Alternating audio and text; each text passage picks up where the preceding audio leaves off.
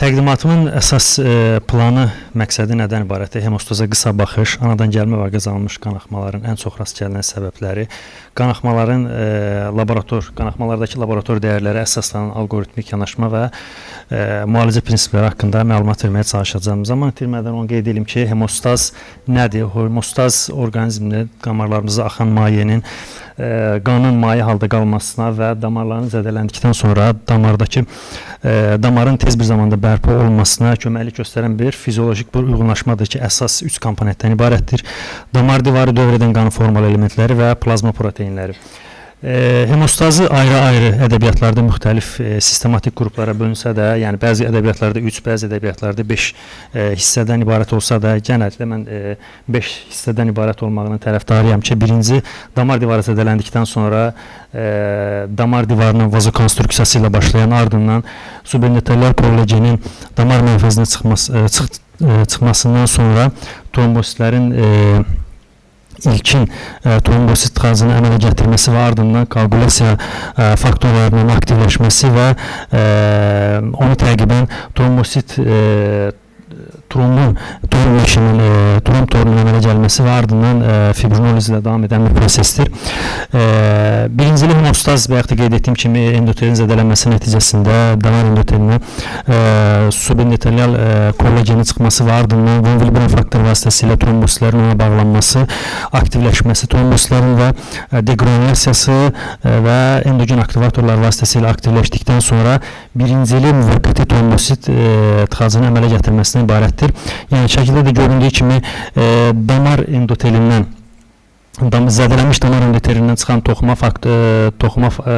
faktorunun von Willebrand faktor vasitəsilə trombositlərə birləşməsi və müvəqqəti tıxacının əmələ gəlməsi birincili hemostazdakı əsas prosesdir ki, burada xüsusi olaraq vurğulamaq istədiyim bizim von Willebrand faktorunun həm qaraciyərdən sintez olmağı və həm də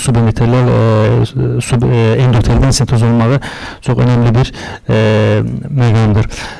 Yanaşı olaraq ikincili laxtalanma sistemi isə intrinzik və ekstrinzik yolaqdan ibarət olub, ekstrinzik yolağın, yəni xarici yolağın 3-cü və 7-ci laxtalanma faktorlarının birlikdə 10-cu laxtalanma faktorunun aktivləşdirməsi və ardından protrombinin trombinə və fibrinogenin fibrinə çevrilməsi və yekunda fibrin torunun əmələ gəlməsindən ibarətdir. Daxili olaraq isə 12-ci laxtalanma faktorunun 11-ci laxtalanma faktorunun aktivləşdirməsi və ardından 19-cu laxtalanma faktorunun aktivləşməsi və yenə də ekstrinzik yolaqda olduğu kimi ortaq yolu aktivləşdirməsi ilə yekunda fibrin torunun əmələ gəlməsindən ibarətdir. Hər zaman hemostazı oxuyanda hemostazla bağlı neysə bir sunum azlığına yoxdur da ki, hemostazla bağlı bir laxtalama faktoruyla bağlı bir situasiyayla qarşılaşanda həmişə özümdən soruşuram ki, nəyə görə bu qədər qəlizdir? Olmazdı ki, bir iki yol olsun, həm bizim üçün öyrənmək asan olsun, həm də araşdırması rahat olsun, amma sonradan müəyyən araşdırmadan sonra dəqiqləşdirdim ki, hemostaz incə bir çizgidir. Yəni burada məqsəd qanaxma ilə turumun əmələ gəlməsi arasındakı incə çizgini qurmaqdan ibarətdir.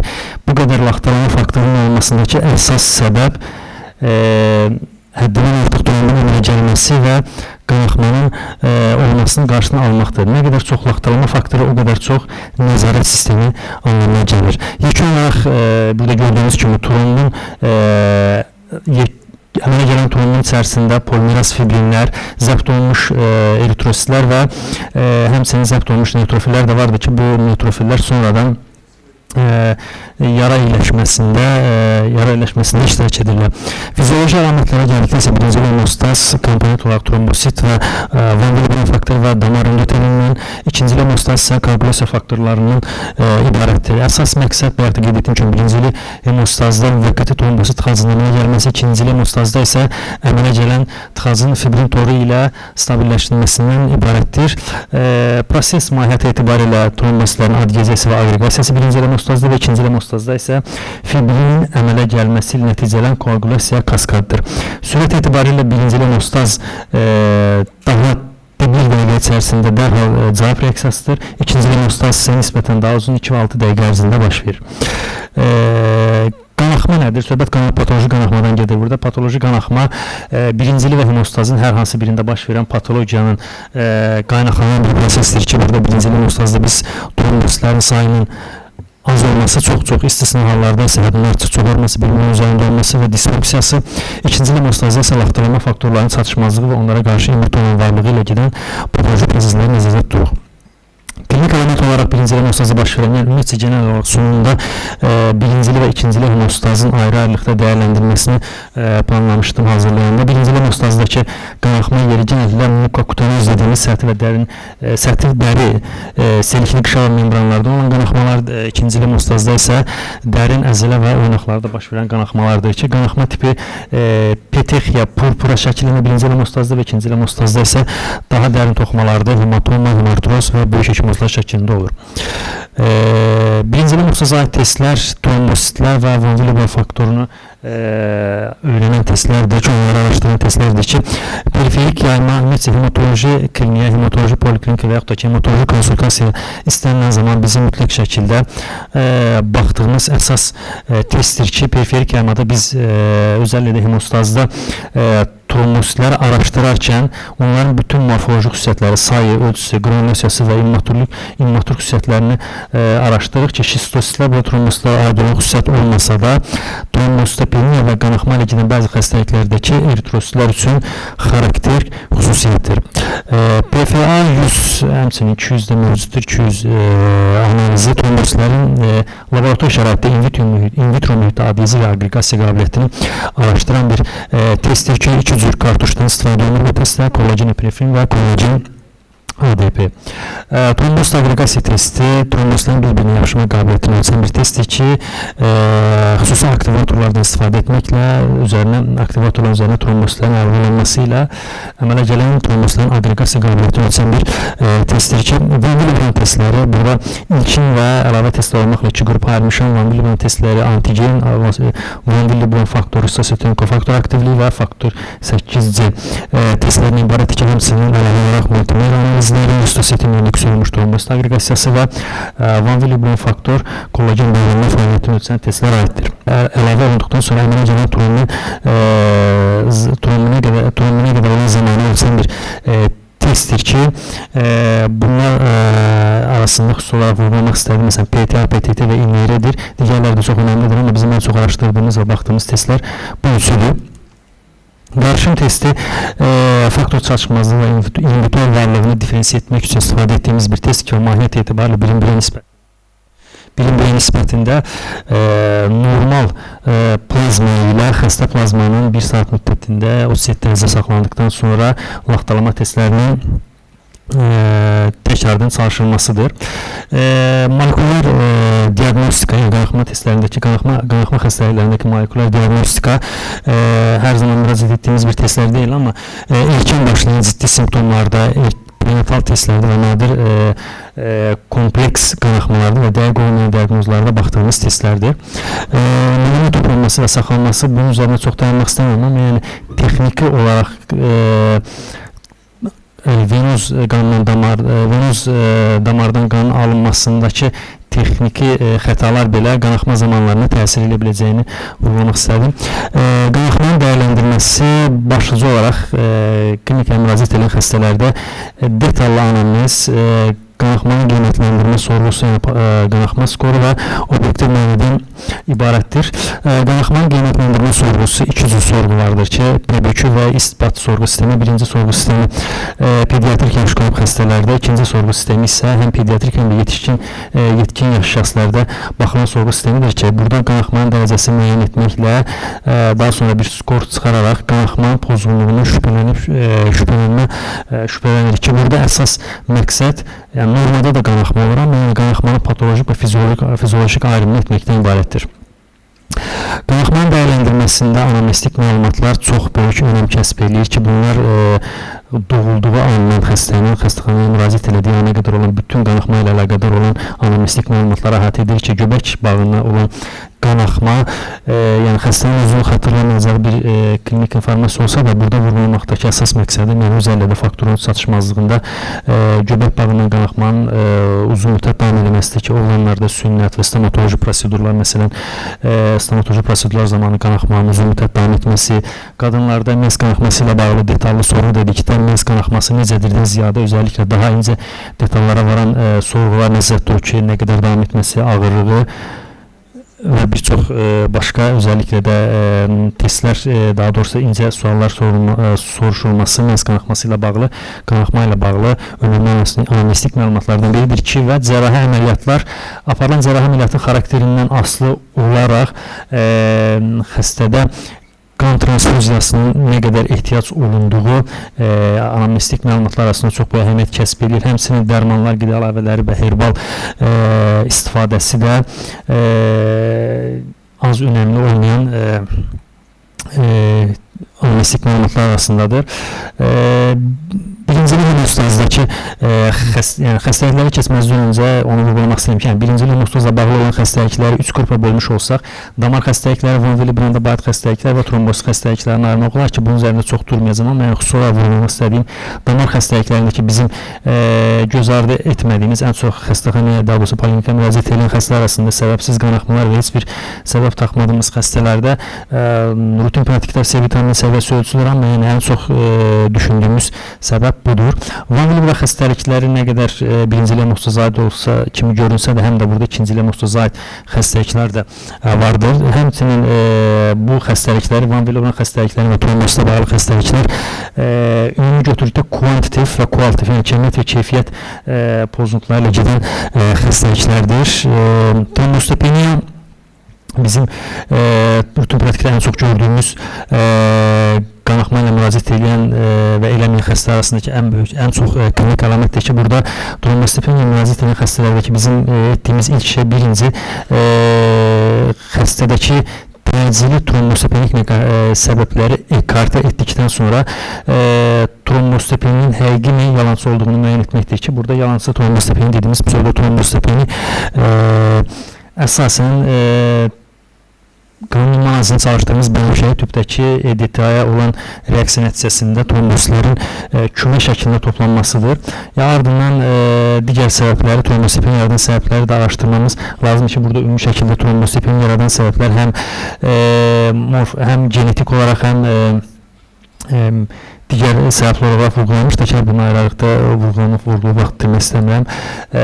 Amma ən çox vurğulamaq istədiyim hansı ki, immun trombositopeniya böyük əhəmiyyət kəsb edən bir trombositopeni nədəndir ki, birincili və ikincili olmaqla iki qrupa bölmək olar. Birincili trombositopeni dediyimiz izolə, heç bir səbəbə bağlaya bilmədiyimiz, altda yatan bir nədən tapa bilmədiyimiz trombositopenidir ki, burada əsas trombositopeni yaradan başqa bir səbəb yoxdur. İkincili trombositopeni isə birincili trombositopeni dışında qalan bütün digər ümumi qaynaqlı trombositopenlər aiddir ki, burada da trombositopeninin yeni diaqnoz davam edən persistent və yaxud ki, xroniki aylar üzrə qeyd eləmişəm. Yanaşı olaraq ümumi trombositopeni olan xəstələrdəki qanaxma eyni trombosit sayı olan xəstələrdə belə variabl, yəni dəyişkən olsa da genəlliklə 30-un altı və yaxud da ki 30-un altında olan trombosit sayında qanaxma görürük, amma ümumi olaraq trombosit sayını biz petexiya, trombositləri daha doğrusu klinik əlamət olaraq petexiya, purpura və ekimoz şəklində görürük. Maraqlıdır ki, ümumi trombositopeni xəstələrdə bizim gördüyümüz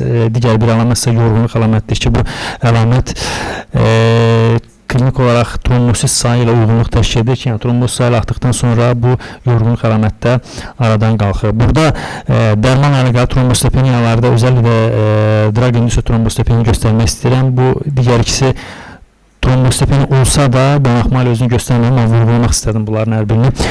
Dərman ki, trombositopeniyada 300-dən çox dərmanın immun trombositopeniya səbəb olduğu bilinməkdədir ki, bunlar arasında bakterin, vankomisin, beta-laktamlar, famsin və psixotrop dərmanlar daha genişdir. Xüsusi bir diagnostik meyarı olmasa da, özəlliklə də laborator olaraq dərman işi trombositopeniyada bizim ən çox şübhələndiyimiz səbəb 1-2 həftə öncə başlanan dərman sonrası trombositopeniyadır. Heparin indüsü trombositopeniya, bu da yəni və yaxud trombositopeniya da nədən olsa da özünü trombu qanaxma kimi göstərmir.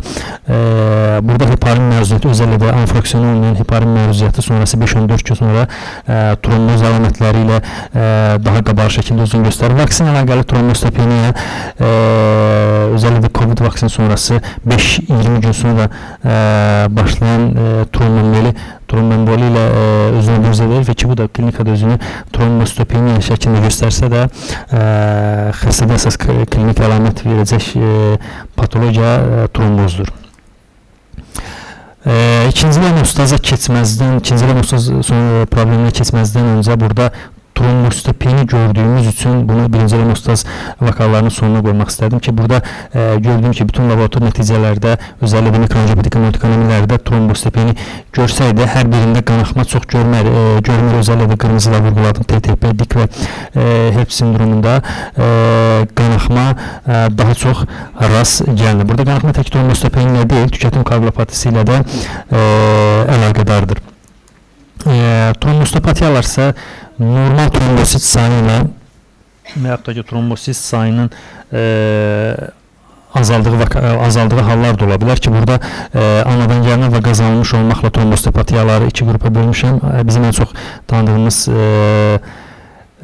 Bernasola və Glanzman adhezi və aqregasiya qabiliyyəti pozulmuş trombositopatiyalar və həmçinin qazanılmış trombositopatiyalar da vardır ki, dərman məruziyəti və toksinə bağlı qazanılmış trombositopatiyalardır. Kifayət qədər çoxdur trombositopatiyalar, yəni genetik olaraq bütün yəni bir çox hamısına haqqında danışmaq əlbəttə ki, mümkün deyil. Amma nə qədər sayının çox olduğunu vurğulamaq istədim. Özəlliklə trombositdəki və yaxud da ki, trombositun üzərindəki fosfolipidlərin və yaxud da ki, trombositlərdəki qanunların genetik mutasiyalar nəticəsindəki qanaxma pozuntularının olduğunu. Von Willebrand faktoru bayaq da qeyd etdiyim kimi həm birinci həm də ikinci hemostazda qanaxma pozuntuları ilə özünü göstərə bilər ki, burada ən çox bizim gördüyümüz, yəni bu ikisi tip 1 və tip 2 kuantitativ, digərləri isə kualitativ, yəni keyfiyyət xarakterli pozuntulardır ki, keyfiyyət xarakterli pozuntulardan tip 1 nisbi çatışmazlıq, tip 2 isə müəyyən edilən von Willebrand faktorlarının faktor çatışmazlığıdır ki, burada əsas məqam xəstədə bunun von Willebrand faktoru çatışmazlığına şübhələnməyimiz üçün bizim mütləq şəkildə önəmli ailə hekayəsinin olmalıdır ki, burada qazanmış von Willebrand faktoru çatışmazlıqlar da vardır ki, amma daha çox biz ailədən gələn von Willebrand faktoru çatışmazlıqlarını görürük. İkinci hemostazın çatışmazlıqları, ikinci hemostazla bağlı patologiyalara keçməzdən öncə testlərdə biraz vurğulamaq istəyirəm ki, özəlliklə məsələn İzolə PET uzaması ilə müraciət edilən qanaxmalı xəstələrdə bizim digər bütün faktorlar normal olduğu halda ən çox şübhələndiyimiz faktor çatışmazlığı 7-dir ki, bu da protoniniz zamanının özəlliklə ekstrinzik yolaqdakı laxtalanma faktorlarının üstünlüyünü göstərir. Aktiv parsial tromboplastin zamanı isə izolə uzanması faktor 8, 9, 11 və 12 çatışmazlığı və lupus antikoagulanının varlığını göstərən bir testdir ki, İlk qanama zamanı testlər arasında birinci PT daha doğrusu kəşf olunmuşdur və daha doğrusu laborator olaraq laboratoriya daxil olunmuşdur, amma aktiv parsial tromboplastin zamanı 1960-cı illərdə sonradan hemofiliyalı xəstələrdəki laxtalanma faktor səviyyələrini ölçmək üçün sonradan laboratoriyalara daxil edilmişdir. Hər iki PT və APTT-nin uzanmasına gedən xəstəlikləri isə genəlliklə ortaq yolağı etkiləyən faktor çatışmazlıqları 2, 5, 10 varlığı düşünülür və həmçinin ortaq yolağı etkiləyən dərman müalicələri, oral antikonqulan müalicəsi və laxtalanma faktorlarının əmələ gəlməsində iştirak edən vitamin K çatışmazlığı, həmçinin faktorların sintez olunduğu qaraciğər yetməzlikləri əsas səbəb kimi durur. Hər iki, bütün məsələn protoniniz zamanı APTT və nötroniz zamanı uzanması ilə gələn xəstəliklərdə isə genəlliklə hipovidispenogenemiya, qaraciğər xəstəlikləri, transfuziya və disseminal intravaskular koagulopatiya əsas səbəb kimi durur. Yəni eyni şeyi təkrarlamaq istəmirəm. Burada yəni uzun PT ilə müraciət edən xəstələrdə bizim etdiyimiz şey qarşın testidir ki, düzəlirsə o zaman çatışmayan faktorun digər faktor analizlərinə baxarıq və çatışmayan faktoru müəyyən edirik. Əgər düzəlmirsə o zaman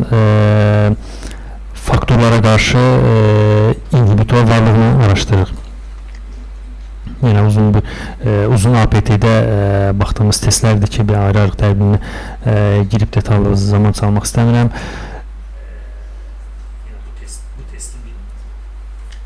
Bu testin davam bir parçasıdır. Bu yenə uzamış TT. İkinci hemostazla bağlı pozuntuların nəticəsində ən çox gördüyümüz xəstəliklər genəlliklə hemofiliya A və B anagəlmə faktor çatışmazlıqları, irsi fibrinogen anomaliyaları və qazanmış faktor çatışmazlıqlarıdır ki, ən çox gördüyümüz anagəlmə faktor çatışmazlıqları arasında hemofiliya bəlidir ki, birinci yerdə durur ki, burada ayrı-ayrı tərbiyə vurulmaq istənilən hemofiliya A, B və C ki, bunlar arasında ən çox rast gələnəni hemofiliya A-dır ki, bütün vakaların 80%-ni təşkil edir və 20% hallarda 80% hallarda həmçinin 80% hallarda anagəlmə olmaqla birlikdə 20% hallarda qazanılmış hemofiliya vakalarına da rast gəlir ki, burada ən çox pay sahibi idiopatik olmaqla birlikdə malignensilər, yəni neoplaziyalar da neoplaziyalar nəticəsində yaranan hemofiliyalar 20% qazanmış hemofiliyanı təşkil edir. Yekunlaşdırmağa çalışaq Mədəd doktor. Yəni burada da ayrı-ayrılıqda vurulmaq istəmirəm. Yəni anagəlmə faktor çatışmazlıqlarının hər birini bir cədvəl halında qeyd eləmişik. Yenə də ən çox rast gəlinən hemofiliya A və B, digərlər isə yəni çox nadir hallarda rast gəlinir. Ən nadir rast gəlinən isə faktor 5 çatışmazlığı. Müalicə prinsipləri yenə də əsas trombositopeniyalarda əsas müalicə prinsipi altda yatan səbəbin olması ilə birlikdə düşən trombosit sayını düşən trombosit sayını trombosit transfuziyası ilə müalicə eləmək. Burada steroid müalicəsi, özəlliklə burada immunotrombositopeni nəzərə alıb bu müalicəni qeyd eləmişəm. Steroid müalicəsi, evik müalicəsi, akıllı ilaçlar, trombopoietin reseptor orqanüsləri və spenektomiyadır ki, və trombositopatiyalarda əsas müalicə prinsipləri isə həm desmopressin çox düşük olduğu hallarda trombosit transfuziyası və antifibrinotik dərmanlar aiddir ki, və həmçinin faktor konsentratları da trombositopatiya müalicələri arasında əsas yer tutur. Hemofiliyalı xəstələrdə bəlli olduğu kimi olmayan faktorun yerinə qoyulması ki, burada müalicə profilaktik və epizodik olmaqla iki qrupa bölünür. Aktiv protrombin kompleksi konsentratı, rekombinant faktor 7 və otoimmun keçmiş xəstələrdə ekzüzumab və gen müalicəsi də hemofiliyalı xəstələrdə müalicə prinsipi arasındadır. Fibrogen çatışmazlığında isə bayaq qeyd etdiyim kimi fibrogen konsentratı, presipitat və TDP. Yenə də burada protrombin çatışmazlığında protrombin kompleks konsentratı və TDP, 7 çatışmazlığı sınavası və TDP. Təşəkkürlər. Çox sağ olun.